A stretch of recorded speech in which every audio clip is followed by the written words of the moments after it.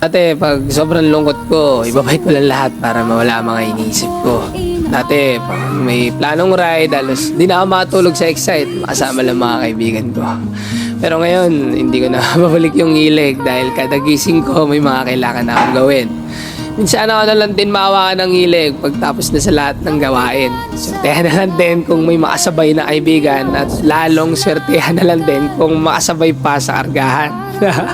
Ang dami na rin pala talagang nawala, no? Ang dami na rin lumakas, ang dami na rin nagpahinga dahil may kanya-kanya ng gawa.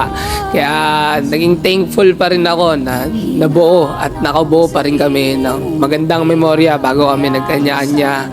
Actually, wala naman nagkatampuhan, wala lang kamustahan. Pero pag nagkita-kita, ganun pa rin naman ang aming samahan. Wala lang to, guys. Wala na akong masabi sa content ko. Ano, guys?